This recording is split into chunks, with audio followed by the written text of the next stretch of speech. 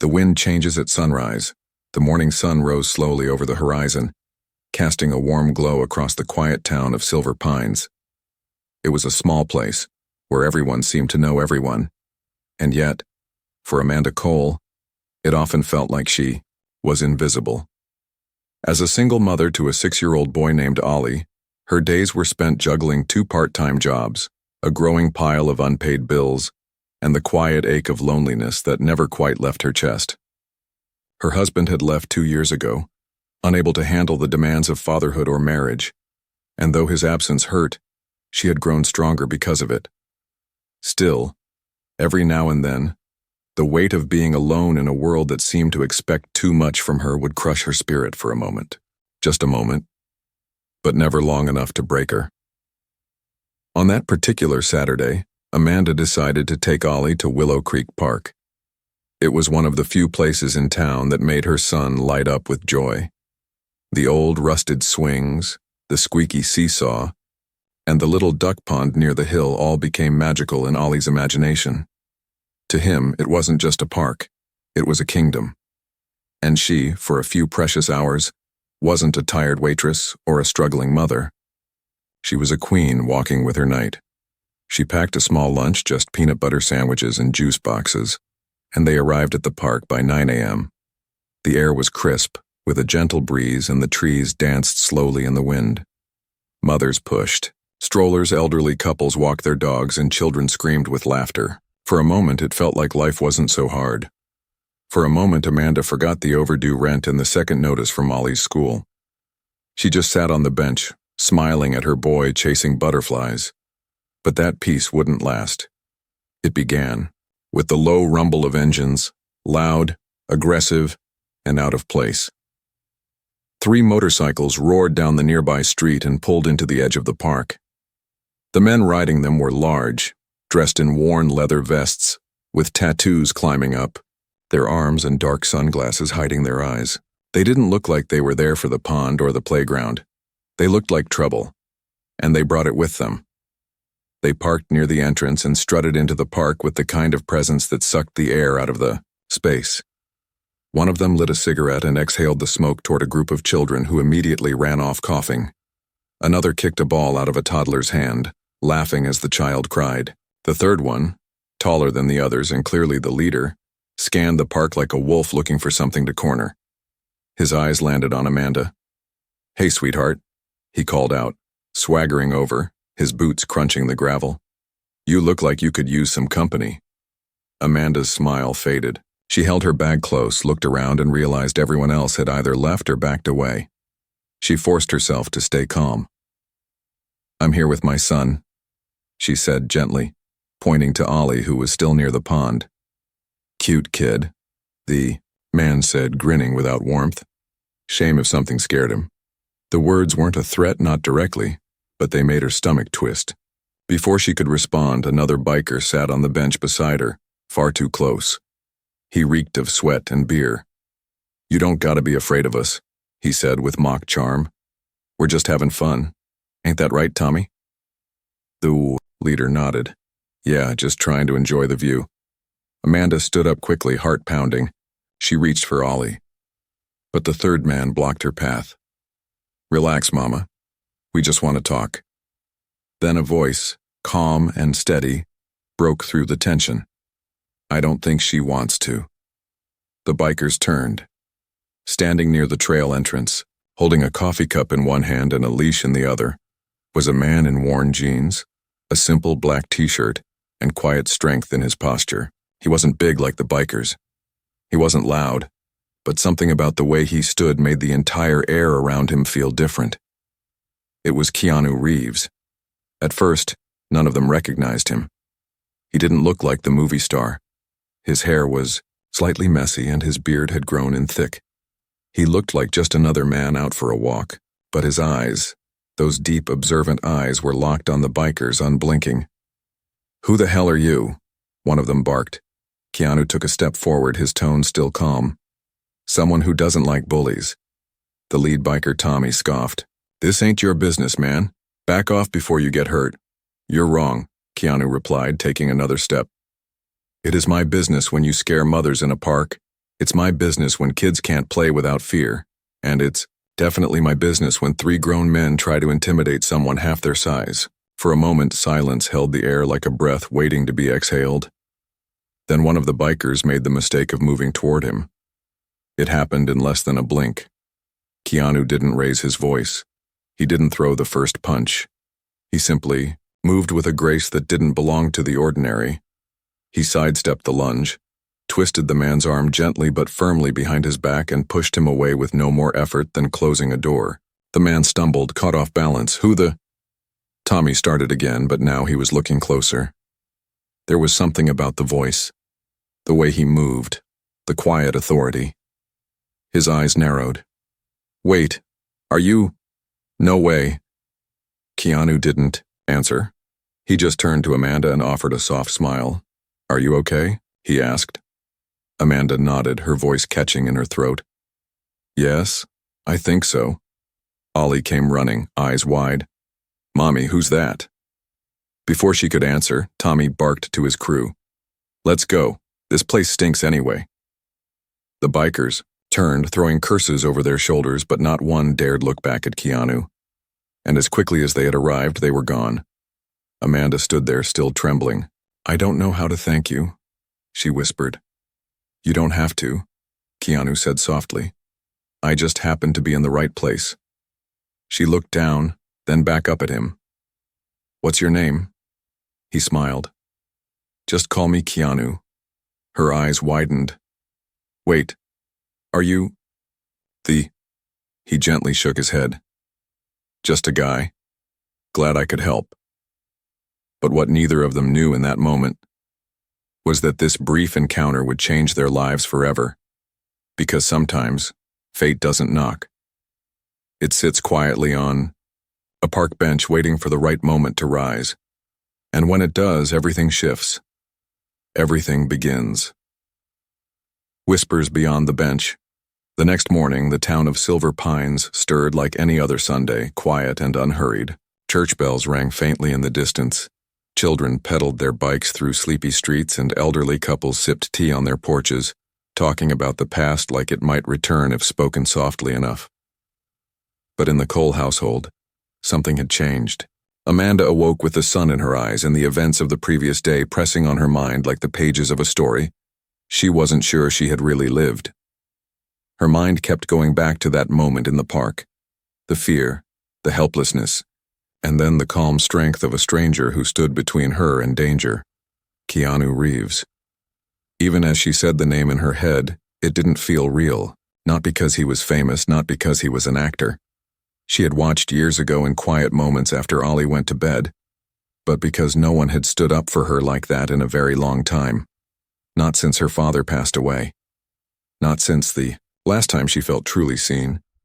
She looked over at her son, still sleeping with one leg twisted in the blanket and his toy dinosaur clutched tightly in his hand. Amanda brushed the hair from his forehead and rose from the bed, tiptoeing through the small 2-bedroom apartment.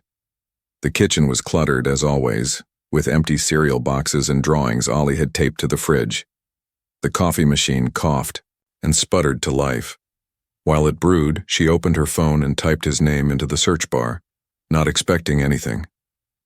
But there it was. The same gentle smile, the same eyes.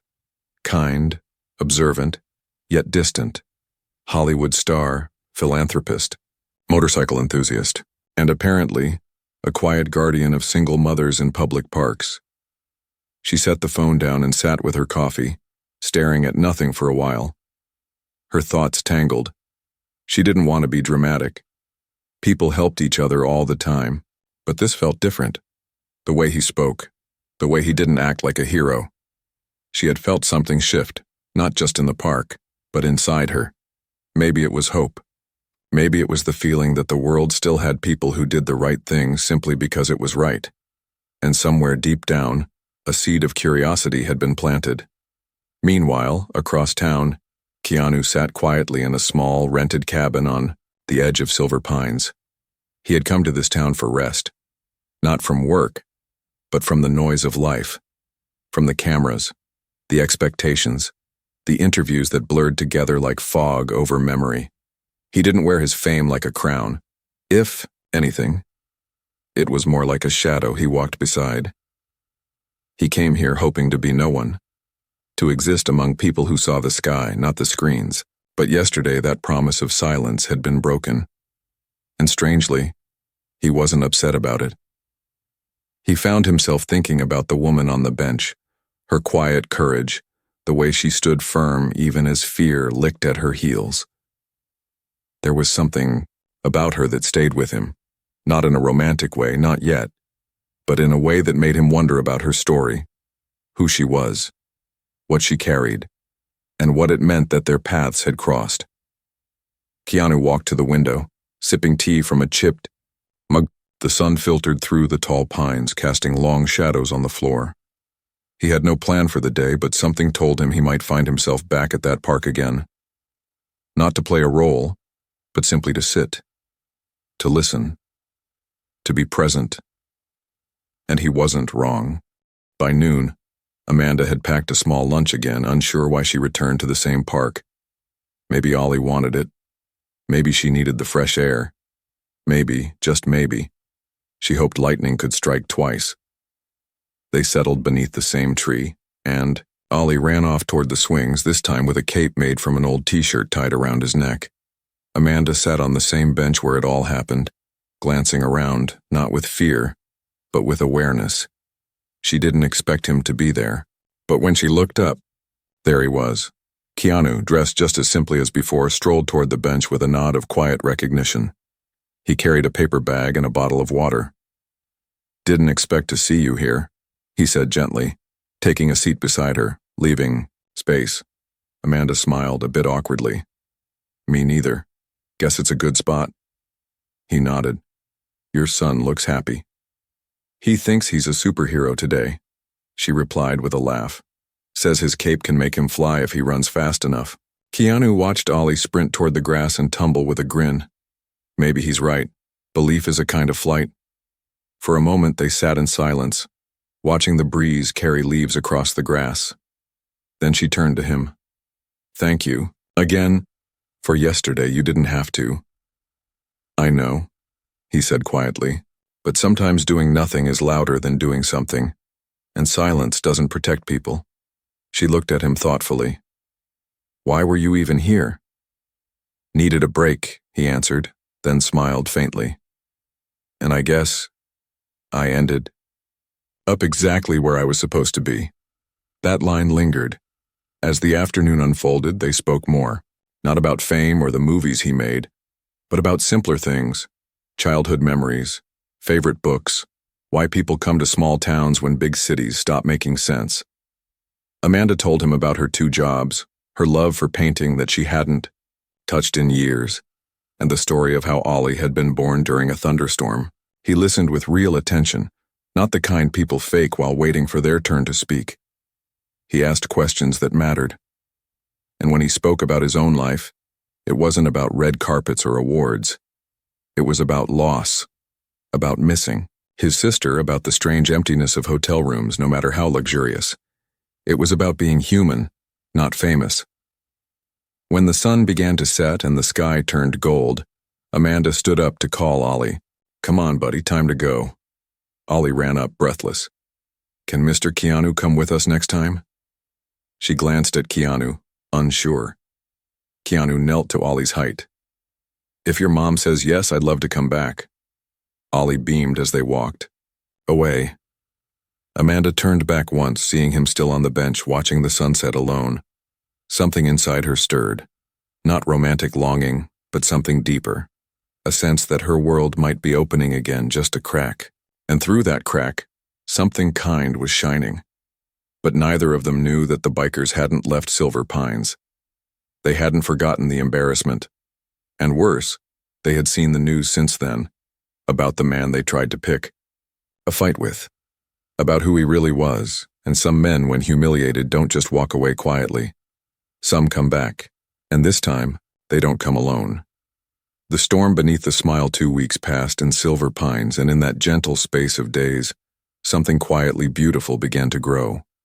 Not in the dramatic way stories often tell of, but in a slow and human rhythm. It's like the way flowers push through cracks in concrete when no one is watching.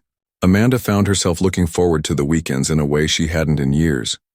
Not because of rest, but because of company. She and Keanu had formed something rare and honest. He was not a celebrity in those hours at the park, and she was not a struggling single mother. They were just two souls meeting on common ground, sipping tea under old trees and watching Ollie create his own worlds out of imagination and joy. And though they never named what was happening, there was a rhythm to it. The way he arrived with an extra sandwich, the way she saved space on the bench, the way Ollie ran to him like he had always belonged. But peace has a price in stories like these. While kindness was quietly building in the sunlit corner of the park, darkness had taken root just outside of town. The bikers, Tommy, Bruno, and Hatch, had not let the humiliation go. They replayed it like a bitter song stuck on repeat, their bruised pride festering in dive bars and back alleys. Tommy, especially, burned with resentment. It wasn't just that they'd been made fools of. It was that they'd been made fools by him. Once the news spread, once someone showed him a clip on their phone, once he saw who had twisted his buddy's arm and stared him down without blinking, it lit a fire in him that couldn't be ignored. Keanu Reeves. Not just some random man at the park, a global icon, a millionaire, a hero in movies, and now a hero in real life, but at Tommy's expense. And Tommy was not the kind of man to forgive, being made small, especially not by someone with cameras in his shadow. So he made calls. Called in favors from people who didn't care about right or wrong, only about chaos. And by the third week, the quiet hills of Silver Pines had unfamiliar visitors. Bikes louder than before, men rougher than the original three. And though they didn't ride through town in one big group, they arrived like shadows slipping through, cracks blending in with gas station regulars and barflies. The town didn't notice. Not yet, but their presence was like smoke before the fire, unseen, but warning of something about to burn. On the fourth Saturday, Amanda dressed with a strange restlessness. She chose her nicest blouse, not because she was trying to impress anyone, but because she felt the day held something she couldn't name. Ollie was already dressed in his superhero cape again, now decorated with stickers Keanu had given him the weekend before. As they walked to the park, Amanda noticed a group of bikers leaning against a row of motorcycles near the corner diner. They weren't laughing, just watching. One of them nodded as she passed, but it wasn't friendly. It was slow. Knowing, she brushed it off, held Ollie's hand tighter and walked faster. Keanu arrived not long after. He could sense the shift immediately. It was in the air, in the way people avoided looking at the street, in how Amanda's smile didn't reach her eyes that morning. They sat in their usual place, and while Ollie played, Keanu leaned in gently. "You okay?" he asked. "Some men stared at me on the way here," she said, voice low. "I think they're with the ones from before." Keanu looked toward the street, then back at her. "You sure?" "I'm not," she admitted, "but something feels off." He nodded slowly. "I've been feeling it too." "What do we do?" she asked, and in her voice was a tremble she hadn't let anyone hear in years. "We stay calm," he said, "and we stay together." But fate has a cruel habit of testing calm when it's spoken aloud. Ollie had wandered a bit too far near the edge of the park, where the old stone steps led down to the creek. Amanda rose to call him back when a deep voice cut through the air. "You sure this is the right one?" it said, followed by a chuckle. Keanu stood instantly, his posture shifting, not tense but aware. Two men stood near the swings now, not part of the regular park crowd. One wore a vest with a snake patch on the back. The other had cold eyes and a smile that didn't move the rest of his face. Amanda froze. Keanu moved first, walking calmly toward Ollie and scooping him up just before the strangers could get any closer. The men didn't move, but their presence was loud. They weren't doing anything technically illegal. Just standing, just watching. But they were there, and they were not alone. Across the street, more bikes, more leather, more eyes. Keanu handed Ollie to Amanda and whispered, "Go to the coffee shop across the park, the one with the green awning. Stay inside, don't leave. I'll join you soon." She hesitated, heart pounding. "What about you?" "I'm going to talk," he said softly. "That's all." She ran, clutching Ollie, tears threatening to spill. She didn't want to be afraid. She hated that feeling. But this wasn't just her anymore. Her child was in danger, and the one person she trusted to stand between them and the storm was walking right into it. Keanu approached the two bikers near the swings. He didn't raise his voice. He didn't act like a man who was afraid. He just looked at them the way he always had, with clarity. "You don't belong here," he said quietly. The man with the snake vest tilted his head. "Neither do you, Hollywood." "You've made your point," Keanu said. "Now leave." The second man smiled. "You humiliated Tommy. You think he's just going to let that go?" "This isn't about him," Keanu replied. "This is about a mother and a child who came to the park." "Nah," the man sneered. "This is about you, thinking you're untouchable. And Tommy, well, he don't like that." Keanu's eyes narrowed. "Tell Tommy if he wants to talk, I'll meet him. But not here. Not with families around." The man with the snake vest leaned closer. "We're not here to talk, Reeves." And, with that, the air snapped, not with violence, but with the promise of it. Keanu stepped back, hands still at his sides. He wasn't going to throw the first punch. Not here. Not ever if he could help it. But across the park, Amanda watched from the coffee shop window, her hands trembling as she pulled out her phone. Not to call the police, because she didn't think they'd come in time, but to take a photo, to record, to show that they were not invisible anymore, to show that someone stood up. The bikers didn't attack that day. They left, not because they were done, but because they wanted the fear to last longer, and they wanted Keanu to know this wasn't over. That night, Amanda didn't sleep. She sat by Ollie's bed, her eyes hollow with worry, and Keanu, alone in his cabin, opened a drawer he hadn't touched in years. Inside was a photograph of his sister, and beneath it, a small badge from a martial arts academy in Japan. He placed them both on the table and stared at them for a long time. Then he whispered, to no one but the dark, "If it's a war they want, they're going to learn the cost of picking the wrong mother to threaten."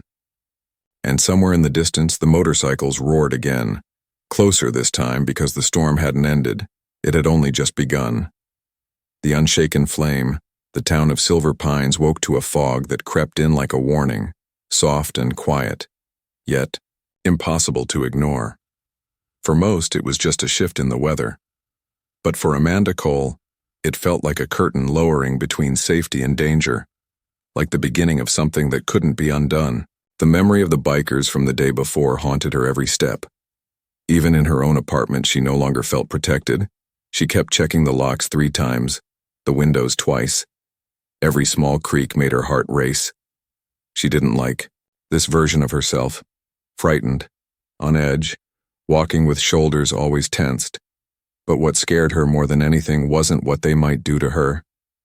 It was the thought of Ollie waking up to that kind of fear, the thought of his innocence being shattered by men who didn't care what they destroyed. Keanu hadn't called since yesterday, but she knew he was thinking the same thing, that this threat was not over, that it would get worse before it got better. But she didn't know how far it would go, or how close to the edge they'd all be pushed. The next afternoon, she took Ollie to her friend Jenna's place on the far side of town. Jenna was one of the few people Amanda trusted, a nurse with a fierce heart and a deep laugh that could cut through even the darkest clouds. "Just a few hours," Amanda had said. "I need to clear my head." But Jenna had seen the tiredness in her eyes, the kind that doesn't come from lack of sleep, but from being hunted. So she made tea, played with Ollie, and sent Amanda off with a hug that lasted longer than usual. Meanwhile, Keanu was preparing. Not for a fight in the way movies made it look. No choreographed punches or slow-motion kicks, but in a way that came from real life. Quiet, thoughtful, strategic. He didn't want violence. He hated it, in fact, but he understood it. And more importantly, he understood how to end it. Not with fists, but with truth. Still, The men coming after him didn't want truth. They wanted fear, and fear could only be broken with resolve. So he drove to the local precinct, asking for the chief. Chief Alvarez was a man in his 50s, tired-eyed and straight-backed, someone who had known the town longer than most. He listened patiently as Keanu explained what had happened and what might happen next. "We've had complaints," Alvarez admitted. "Bikers gathering, reports of harassment, but nothing we can pin, not yet. And frankly, the department's stretched thin." "So they wait until someone's hurt?" Keanu asked. "You know how it goes." Alvarez sighed. "We react when it's visible. Until then, we observe." "Then start observing harder," Keanu said quietly, leaving a folder on the desk. Inside were photos. Not just from Amanda's phone, but from his own sources. Backgrounds on Tommy and his crew. Past assaults, threats, places they'd been banned from. Keanu had spent the night gathering information the police hadn't. And now he handed it over. Not as a vigilante, but as a man tired of waiting for something to break before anyone paid attention. "You're serious about this?" Alvarez muttered, flipping through the file. "They're not here for noise," Keanu said. "They're here to make a point, and that point is Amanda and her son. You think that's just coincidence?" Alvarez nodded slowly. "We'll increase patrols near the park and the neighborhoods. But you should be careful, Mr. Reeves. They know who you are. And people like that, they don't stop until they feel like they've won." Keanu stood steady and quiet. Then it's time they lost. That evening, Amanda returned to her apartment to find a folded piece of paper taped to her door. It was scribbled with black ink, shaky but aggressive. "Your boyfriend's not around forever, neither are you." Her hands trembled as she read it. She looked around the hallway, empty. No sound but the buzzing of a broken light bulb above her. She backed away, rushed inside, locked the door behind her, and called Keanu with shaking fingers. He picked up immediately. "I got a note," she said, voice hollow. "They know where I live." "Don't stay there," he said without hesitation. "Pack a bag, come to my cabin, you and Ollie." "Keanu, I can't." "It's not a question," he interrupted. "You're not alone in this, not anymore." And she heard something in his voice. An edge not of anger, but of unshakable protection. Within the hour, she and Ollie were at his cabin. It wasn't luxurious. It wasn't what people would imagine when thinking of a movie star's retreat. It was simple. Wooden walls, one bedroom, a fireplace, and a small kitchen. But it was safe. And more importantly, it was honest.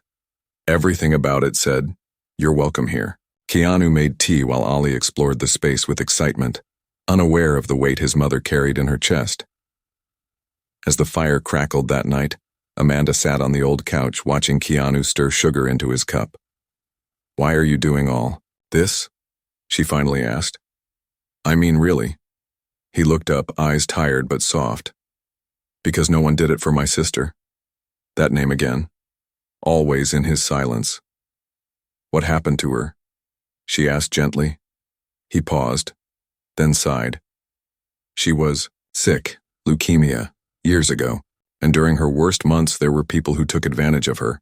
Landlords, doctors, even so-called friends. She was fragile, and they saw weakness. No one stood up, not even me. Not the way I should have." "You were just a kid. Doesn't matter," he said. "I've spent years thinking about what I could have done, and now, when I see someone in danger, someone who needs someone to say not today, I don't hesitate." Amanda looked down, eyes burning. "You did more than say it. You lived it." And he reached across the table, gently touched her hand, and said, "You're not alone anymore, Amanda. Not while I'm around."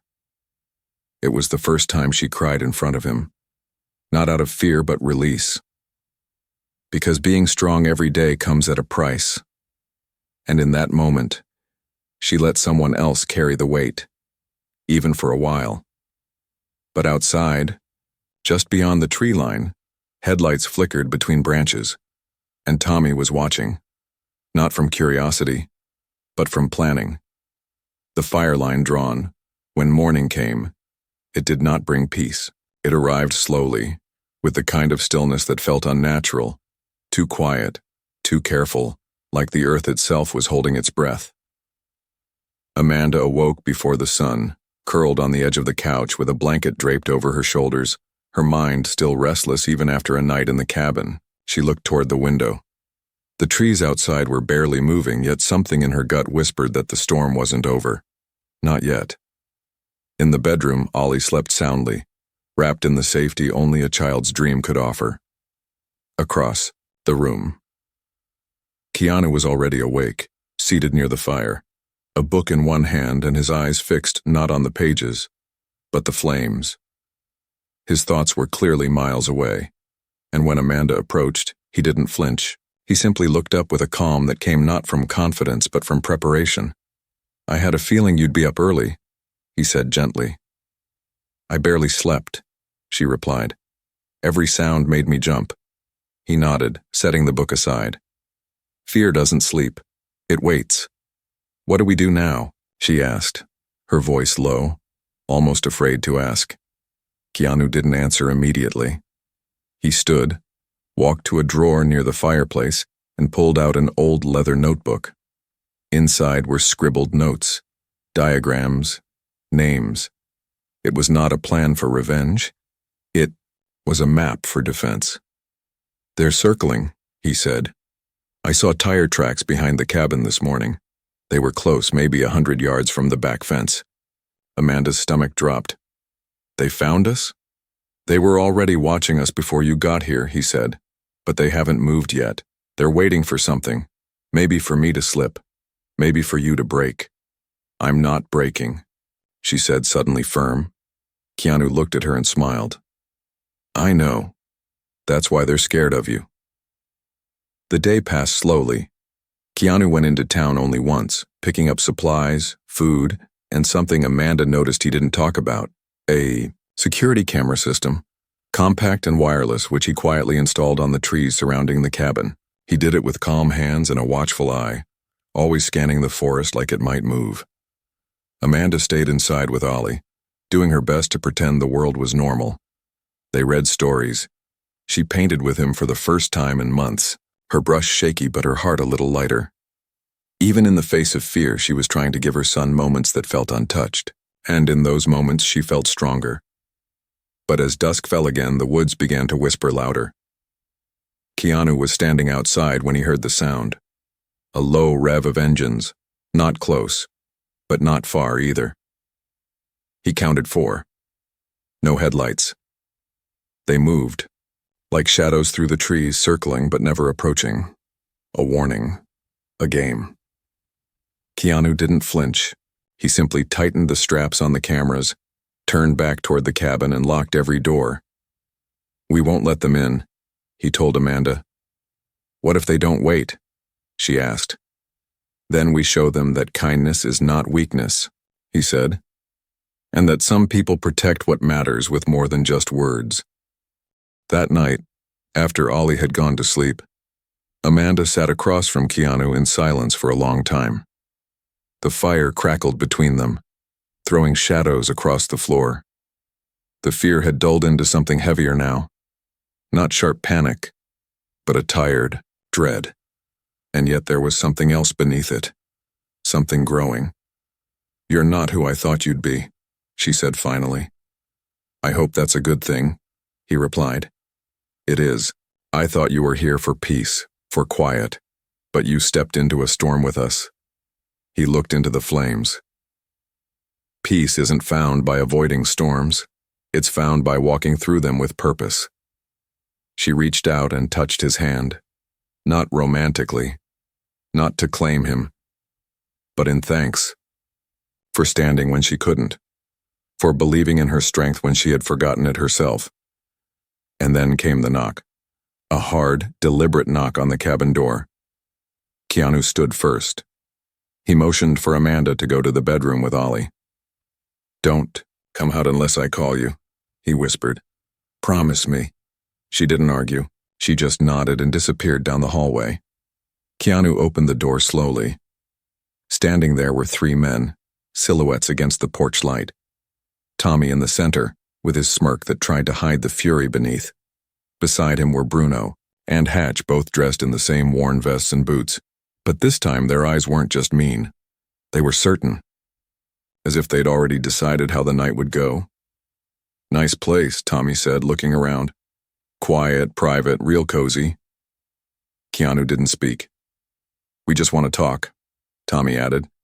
"Clear the air." "The time for talk was weeks ago," Keanu replied. "Then let's not waste time," Tommy said, stepping closer. "You made us look weak. Now you're hiding behind a cabin and a mom and her kid like you're some kind of savior."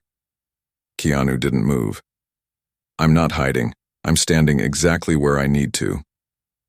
Bruno stepped forward now. "You think we're afraid of you?" "No," Keanu said. "You're afraid of what happens if people stop being afraid of you." A beat of silence. Tension thicker than the cold air. Tommy leaned in. "We'll give you one chance. Walk away, leave her, leave this place, go back to your Hollywood life, and we forget everything." Keanu looked him dead in the eye. "If I walk away from her, I forget who I am." The door slammed shut. Seconds. Later, the power cut out. The cabin went dark and Keanu moved like water, grabbing the emergency flashlight, checking the windows, ensuring the cameras were still feeding to his laptop. They were. Night vision lit up the trees outside. The bikers were regrouping. More were arriving, at least 6 now. Amanda stood in the hallway, clutching Ollie, eyes wide. "Don't be afraid," Keanu said gently. "They want fear. We won't give it to them." She nodded, her grip tightening on her son. Outside, engines growled again. Keanu stood at the door, then stepped onto the porch, flashlight off, letting the night fully claim him. He waited for Tommy to make the next move, and he did. The first bottle came flying. Glass and fire. A Molotov cocktail hurled toward the side of the cabin. It hit the ground and burst into flames, licking the wooden steps. Keanu moved fast, grabbing the garden hose and dousing it before it could spread. He didn't panic. He moved with the calm of a man who had faced worse. But this was a declaration. They weren't just playing now. They were ready for war. But they didn't know that the war had already begun the moment Keanu stood up for a mother and her child. And in that war, they would learn that some men don't just fight with fists. They fight with purpose. They fight with heart. They fight with a reason no biker gang could ever understand. The strength they never saw, dawn never felt so far away. As the flames hissed, out on the steps of the cabin and smoke curled into the cold night, the darkness seemed to tighten around the woods like a closing fist. The wind had died down, and the air grew thick with something worse than fire. Intention. The bikers had come not to threaten, but to finish. And yet, inside that small cabin, no one trembled. Amanda held Ollie close in the back room, whispering soft words she wasn't sure he could understand, only that he needed to hear her voice.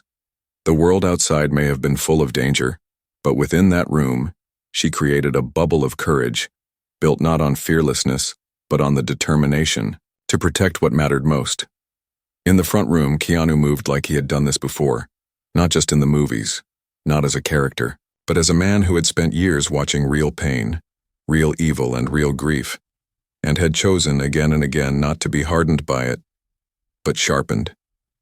The monitors showed the figures lurking in the tree line. 7 now. They weren't charging, and they were testing, trying to scare, trying to break resolve before attacking. But what they didn't understand was that they were up against something they had no tools for. Not fame, not martial arts, not even Keanu's reputation. What they were up against was a man who had made peace with pain, who had learned how to stand still in storms, and who had finally found someone worth standing still for. Keanu stepped out onto the porch again, no weapons in hand, no backup behind him. Just the weight of the cold on his shoulders and a truth they hadn't counted on. The moon hung low above the treetops, casting just enough silver to paint the outlines of the threat.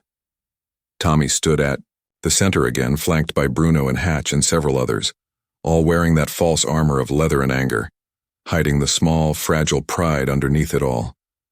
"You're still here," Tommy sneered, spitting into the grass. I thought Hollywood types ran when things got messy. Keanu didn't answer that, not directly. He walked a few steps closer, slow and deliberate, his eyes steady. You don't scare me, Tommy. You never did. You should be scared, Tommy snapped, because tonight we finish this. Keanu stopped. Then let's talk, right now. You and me. Not her, not the kid, not the cabin, just us. Bruno laughed. You really think this is about a fair fight? I think it's about your ego, Keanu replied. And I think deep down you know you already lost the moment you put fear into a woman's eyes. Tommy's face twitched. Keanu went on. You came here thinking she was weak, that she was alone, but she's neither. And this town, it's not your playground. The bikers began to shift uneasily. Headlights flickered behind them, not from their own bikes, but from vehicles arriving slowly down the dirt road. Keanu kept his gaze fixed on Tommy. You made a mistake coming after a mother. You made a bigger one doing it where people still care about what's right. More headlights, more vehicles. And then came the crunching of tires over gravel. A sheriff's cruiser rolled to a stop, then another behind it. Chief Alvarez stepped out first, hand resting on his belt, not on his gun, but firm enough to say he wasn't here to observe anymore. We got your footage, Reeves, he called out, and your files, and we've been watching. Tommy turned, confused, suddenly calculating. He looked at the other bikers. Some stepped back, others froze. You think we're scared of cops? Tommy barked. No, Alvarez replied, but you should be scared of the charges coming your way. Threats, arson, trespassing, attempted assault. And that's just from tonight. As the other deputies emerged, a few bikers began to quietly slip into the trees, but more cruisers blocked the road behind them. There was nowhere left to run. But Tommy wasn't finished. He stepped forward, his voice cracking now. You think this is over? Keanu didn't move. For you, it is. Tommy lunged. He didn't make it 2 steps. Keanu stepped aside with the calm precision of a man who had mastered control, not of others but of himself. He caught Tommy's wrist mid-swing, redirected the energy, and brought him to the ground without striking him once. The move was clean, practiced, and efficient. He didn't do it to hurt. He did it to end it. When Tommy hit the ground, Keanu didn't gloat. He simply stood over him and said, You had a chance to walk away. Now you'll have time to think about why you didn't. Chief Alvarez moved in with his deputies, handcuffing Tommy as the others surrendered. One by one, the threat collapsed, not with a roar but with a silence that echoed louder than any engine. In the cabin, Amanda watched from the window, her hand over her mouth. And when Keanu turned and met her eyes across the distance, she finally exhaled the fear she had carried for days. An hour later, the bikers were gone. The sheriff gave his final statements, assuring them that patrols would now cover the area daily, and that everything they needed for prosecution had been recorded, thanks to Keanu's cameras and Amanda's earlier footage. But by the time the flashing lights disappeared into the trees, the stars had returned overhead, and for the first time in what felt like forever, the night didn't feel like a warning. It felt like a promise. Amanda stood on the porch, a blanket wrapped around her shoulders. Keanu stepped beside her, the breeze cool against their skin. You never asked to be in our story, she said.